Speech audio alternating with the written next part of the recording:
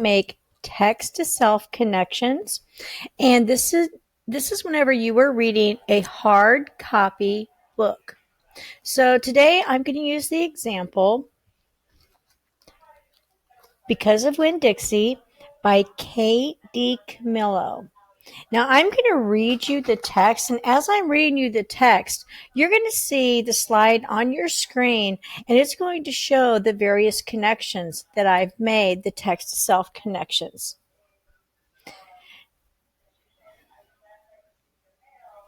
Chapter 1. My name is India Opal Bologna, and last summer my daddy, the preacher, sent me to the store for a box of macaroni and cheese, some white rice, and 2 tomatoes, and I came back with a dog. This is what happened.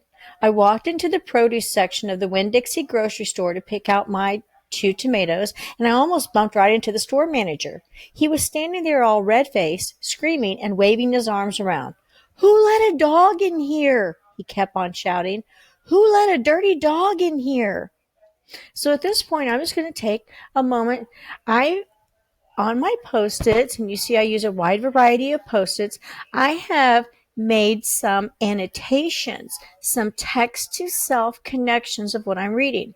The first thing as I'm reading is I have identified that the setting of the Winn-Dixie story is grocery store, which reminds me of Florida and the South. That's where that chain is carried. I'm also making a I wonder connection. I wonder, was Winn-Dixie abandoned? Why was he so skinny and bald patches? As the author is writing, the author is giving us a lot of detail so that we can start forming this mental image in our mind of the characters.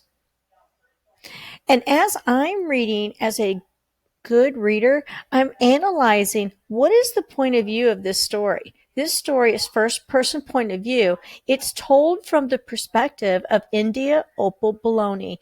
From this point on, we're just going to refer to her as Opal. And when I initially start any story or article, I try to identify the problem. The problem in the story is what truly drives the story. So the problem in the story is our narrator, Opal, she's telling the story from first person point of view. And the gist of the story is she found a stray dog and is bringing it home. So let's continue with chapter 1 of our story. At first, I didn't see a dog. There was just a lot of vegetables rolling around on the floor, tomatoes and onions and green peppers. And there was what seemed like a whole army of Winn-Dixie employees running around waving their arms just the same way the store manager was waving his. And then the dog came running around the corner. He was a big dog and ugly, and he looked like he was having a real good time. His tongue was hanging out, and he was wagging his tail. He skidded to a stop and smiled right at me. I had never before in my life seen a dog smile, but that is what he did. He pulled back his lips and showed me all his teeth. Then he wagged his tail so hard that he knocked some oranges off a display, and they went rolling everywhere, mixing in with the tomatoes and onions and green peppers.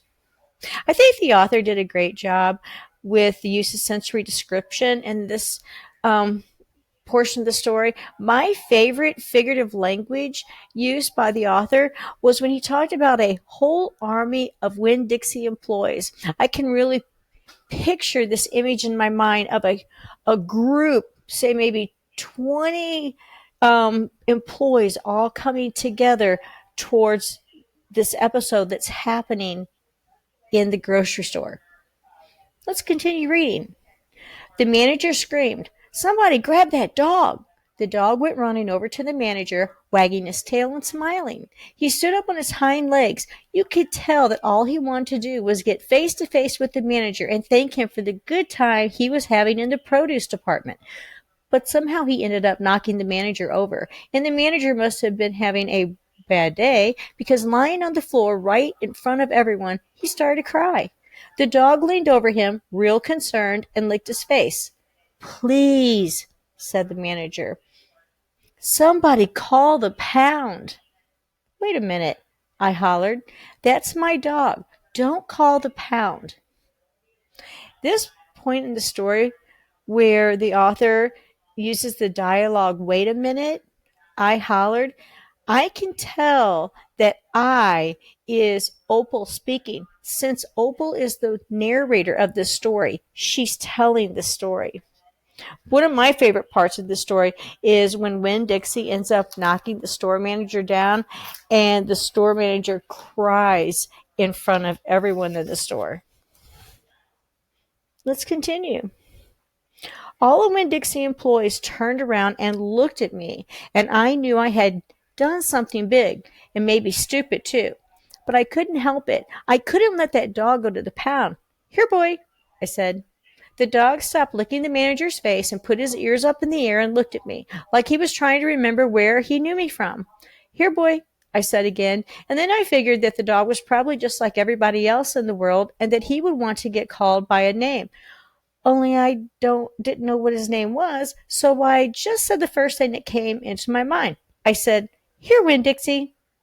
And that dog came trotting over to me just like he had been doing it his whole life. The manager sat up and gave me a hard stare, like maybe I was making fun of him. It's his name, I said. Honest. I made a connection to this text. At this point, I say I love Opal's story of kindness toward this dog, Winn-Dixie. Let's continue. The manager said, Don't you know not to bring a dog into a grocery store? Yes, sir, I told him. He got in by mistake. I'm sorry. It won't happen again. Come on, Winn-Dixie, I said to the dog. I started walking, and he followed along behind me as I went out of the produce department and down the cereal aisle and past all the cashiers and out the door. Once we were safe outside, I checked him over real careful, and he didn't look that good. He was big, but skinny. You could see his ribs, and there were bald patches all over him, places where he didn't have any fur at all. Mostly, he looked like a big piece of old brown carpet that had been left out in the rain. You're a mess, I told him. He smiled at me. He did that thing again, where he pulled back his lips and showed me his teeth. He smiled so big that it made him sneeze. It was like he was saying, I know I'm a mess. Isn't it funny? It's hard not to immediately fall in love with a dog who has such a good sense of humor. Come on, I told him. Let's see what the preacher has to say about you.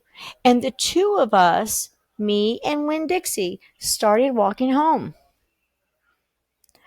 I made the text to self connection after reading this that my dog Tootsie smiles too. And as I analyzed who the characters in the story were, Daddy, the preacher, dog, Winn-Dixie, Opal, our main character. And when I think about the character traits of Opal, what is it about her that makes her who she is? Well, she's kind.